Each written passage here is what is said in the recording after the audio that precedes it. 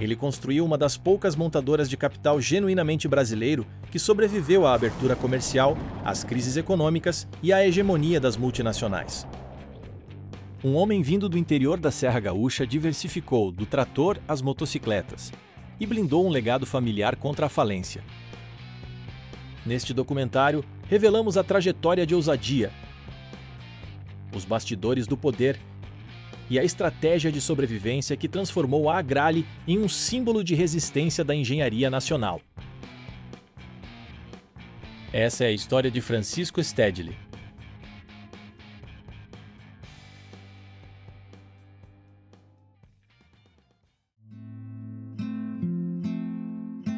Francisco Stedley nasceu no interior do Rio Grande do Sul, na pequena cidade de São Marcos, no ano de 1922. Sua infância foi marcada pela simplicidade do ambiente rural e pelo trabalho árduo que moldou o caráter de um homem que viria a desafiar a hegemonia das grandes montadoras estrangeiras em solo brasileiro. Desde cedo, ele entendeu que a verdadeira independência viria através da produção e do conhecimento prático. Durante sua juventude na Serra, Francisco trabalhou incansavelmente como caminhoneiro e comerciante de peças, juntando os recursos necessários para iniciar seu próprio negócio. No ano de 1940, ele deu um passo decisivo em sua vida pessoal ao se casar com Amabile Zanandrea, que se tornaria não apenas sua esposa, mas sua principal parceira de bastidores na construção de todo o império familiar. A união foi também o início de uma sólida parceria nos negócios. Décadas mais tarde, a própria Prefeitura de Caxias do Sul registraria em seus relatórios oficiais o papel fundamental de Amabile no desenvolvimento da região, destacando que ela sempre esteve na linha de frente ao lado do marido, seja administrando as empresas ou cruzando estradas ao volante de caminhões trazendo mercadorias de São Paulo. Em 1946, ele deu um passo decisivo ao cofundar uma empresa de assistência técnica e comércio automotivo em Caxias do Sul. Este foi o momento em que o tabuleiro da elite industrial brasileira começou a ser alterado por um jogador que, na época, ninguém imaginava ser uma ameaça. A estratégia de Francisco Stedley desde o início foi clara e objetiva: atender ao pequeno agricultor que precisava de equipamentos robustos e de baixo custo. Enquanto os grandes conglomerados focavam nas vastas plantações e no mercado de exportação, Stedley identificou um vácuo no mercado interno. Ele percebeu que, ao mecanizar a agricultura familiar, poderia criar uma base de clientes fiel e uma demanda constante por peças e assistência técnica. Essa decisão estratégica não foi apenas um movimento de mercado. Foi uma jogada de mestre que garantiu a sobrevivência de sua montadora durante as crises econômicas que viriam a assolar o país nas décadas seguintes. O sucesso dos primeiros negócios de Francisco Stedley pavimentou o caminho para o seu maior salto industrial.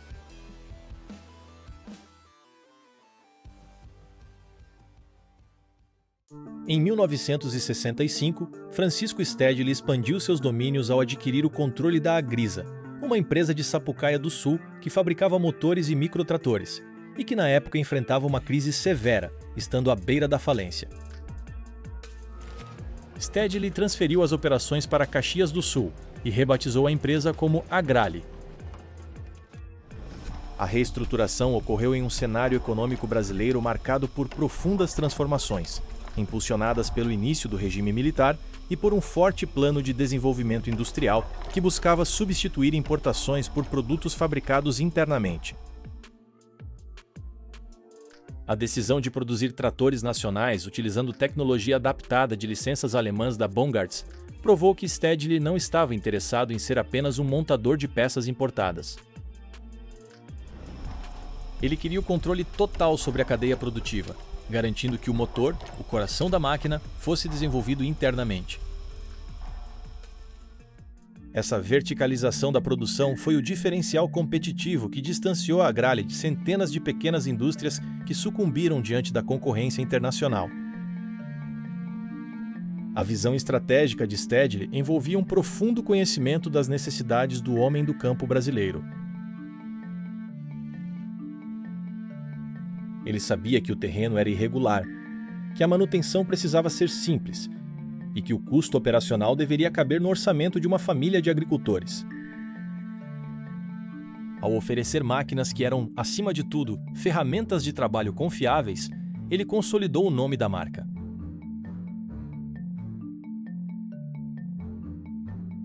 Na virada para a década de 70, a empresa revolucionou o mercado com o lançamento de seu microtrator de 4 rodas, o lendário Agrale T415, abrindo uma categoria inédita no país. A capacidade de inovar, mantendo os custos baixos e focando em um nicho ignorado, era a arma principal com a qual Stedley enfrentava gigantes como a Massey Ferguson e a Ford. Nessa fase, o status de Francisco Stedley na elite gaúcha já era indiscutível. Ele não era apenas um industrial, era visto como um motor do desenvolvimento regional. No entanto, o poder traz consigo riscos elevados. A expansão da Agrale exigia capital intensivo e Stedley começou a buscar financiamentos bancários de grande escala. Essa foi uma decisão que, embora necessária para o crescimento da empresa, introduziu um novo elemento de perigo no jogo: a dependência de crédito. As taxas de juros, muitas vezes atreladas à instabilidade inflacionária do Brasil no final da década de 70 e ao longo dos anos 80, criaram um ambiente onde a gestão financeira tornou-se tão importante quanto a engenharia dos produtos.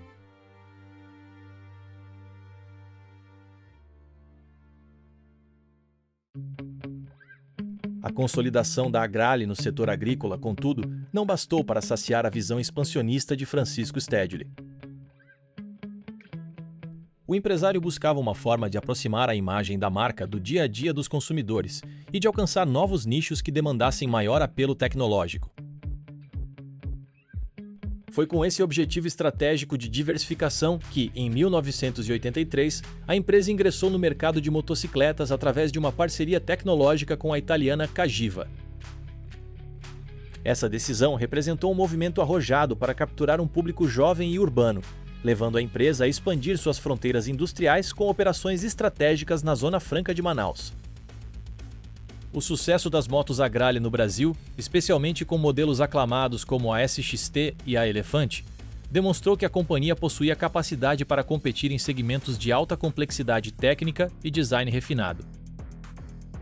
Entretanto, essa incursão pelo setor de duas rodas trouxe desafios operacionais inéditos. A empresa precisou realizar investimentos maciços em marketing e logística para sustentar a nova marca, áreas nas quais a montadora ainda buscava consolidar o seu domínio pleno. A estratégia de diversificação de Stedley ecoava os movimentos de outro grande nome da indústria brasileira, João Gurgel. Enquanto Stedley buscava nichos em motocicletas e veículos de carga, Gurgel tentava no mesmo período conquistar as ruas brasileiras com seus carros nacionais elétricos e motores próprios. Ambos representavam a resistência contra a hegemonia das montadoras estrangeiras que dominavam o mercado.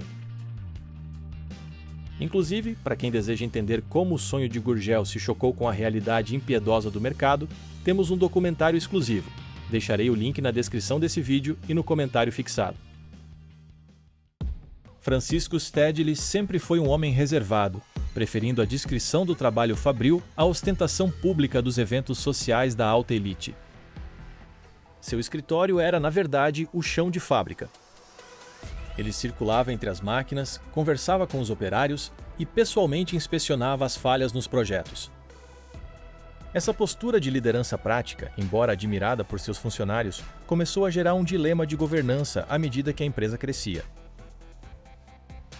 O comando centralizado na figura do patriarca funcionava bem para uma indústria regional, mas apresentava limitações críticas para uma montadora de escala nacional que precisava lidar com burocracia, sindicatos e mercados financeiros globais.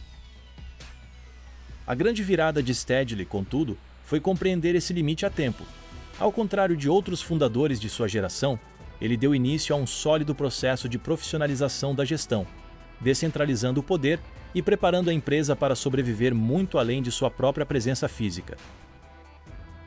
Nesse processo de transição, o papel de sua esposa, Amabile, foi determinante. Se no início ela colocava a mão na massa cruzando estradas ao volante de caminhões, Com a consolidação da Agrale, ela passou a liderar os bastidores como a grande conselheira de Francisco. Ela era responsável por humanizar a relação com os operários e manter a família unida em torno do negócio. O impacto de sua trajetória foi tão marcante que, décadas mais tarde, a data de seu nascimento, 28 de novembro, foi instituída por lei municipal como o Dia da Mulher Empresária Caxiense, transformando seu legado silencioso em um símbolo oficial da região. Toda essa estrutura de governança familiar e solidez de bastidores seria colocada à prova no fechamento daquele ciclo. Afinal, a calmaria operacional não duraria muito. A década de 80 terminou com sinais claros de que a economia brasileira entraria em um período de turbulência inédito. As margens de lucro dos tratores estavam sendo sufocadas pelo custo das matérias-primas e pela dificuldade de repassar preços para os agricultores, também castigados pela queda nas commodities. Francisco Stedley, contudo, decifrou os ventos que sopravam contra a indústria nacional antes que fosse tarde demais.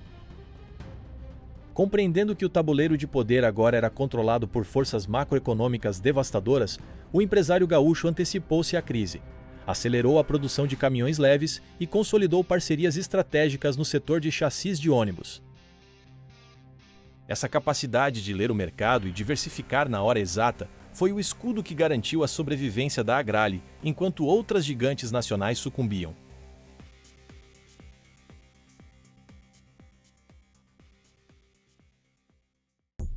Com a chegada dos anos 90, o cenário mudou drasticamente para a família Stedley e para a Agrale. O Brasil enfrentava uma abertura comercial agressiva e a estabilização econômica, que, embora tenha freado a hiperinflação, trouxe um custo elevado para as empresas que operavam com dívidas ou dependiam de taxas de juros astronômicas. A Agrale, que durante décadas se sustentou através da verticalização e da produção nacional robusta, viu-se subitamente exposta a uma concorrência global que não jogava pelas mesmas regras. Essa virada drástica foi impulsionada diretamente pelas decisões de Brasília. Primeiro, o governo de Fernando Collor promoveu uma abertura comercial agressiva, reduzindo tarifas e inundando o mercado com importados sem dar tempo para a indústria nacional se adaptar. Anos depois, o Plano Real estabilizou a moeda, mas trouxe consigo a política de juros estratosféricos do governo de Fernando Henrique Cardoso, sufocando as empresas nacionais que dependiam de crédito. Foi nesse momento de extrema tensão que o modelo de gestão precisou mudar. A transição de poder na Agrale não foi simples. Enquanto a Fras-le voava abaixo e atraía o mercado financeiro, a montadora sangrava com a crise agrícola e o custo para modernizar sua linha de transporte. Esse cenário gerou um profundo dilema estratégico na família. De um lado, defendia-se a venda de ativos ou a busca por sócios estrangeiros. Do outro, o patriarca relutava em entregar o controle do legado que ergueu com tanto esforço. O impasse colocou a empresa na mira de bancos e concorrentes, que viam ali uma chance de aquisição por valores muito abaixo do mercado.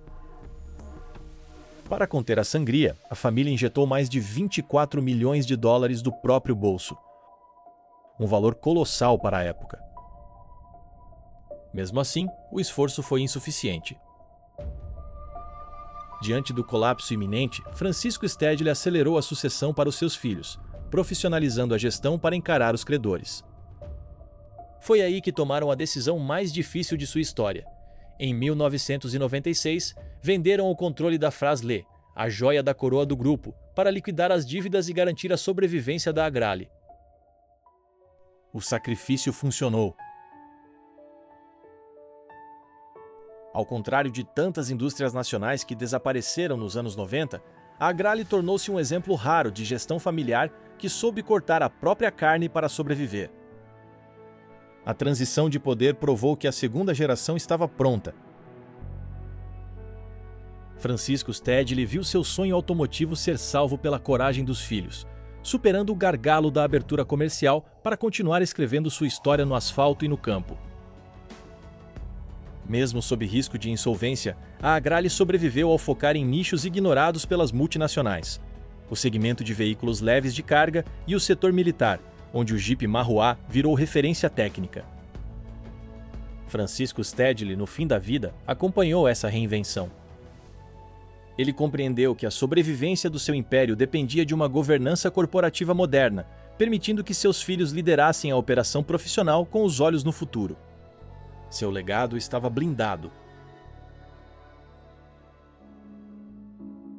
Francisco Stedley faleceu em maio de 2006, às vésperas de completar 84 anos, vítima de falência múltipla dos órgãos. Ele foi sepultado no cemitério municipal de Caxias do Sul, na mesma cidade que ele transformou em um polo industrial de relevância nacional. Seus sucessores assumiram o controle da companhia, consolidando a Agrale como uma potência especializada em veículos comerciais, tratores de nicho e chassis para ônibus. Ao analisarmos a jornada dessa montadora, compreendemos que ela representa muito mais do que o sucesso de uma máquina agrícola. Ela é o reflexo de um Brasil que, contra todas as expectativas, buscou desenvolver uma engenharia própria. A Agrale superou a abertura de mercado, as instabilidades bancárias e as crises econômicas. O preço dessa sobrevivência foi a profunda transformação de seu DNA, que deixou de ser a mera extensão de seu fundador para evoluir e tornar-se um organismo de mercado maduro, resiliente e eficiente. Agora me diga nos comentários, você já conhecia a história de Francisco Stedley e da Agrale? E se você gostou desse vídeo, já sabe, deixe o seu like e se inscreve. Aproveita e compartilhe o vídeo com alguém que acha que a indústria brasileira deveria ser mais valorizada. Muito obrigado por ter chegado até aqui. Nos vemos no próximo vídeo.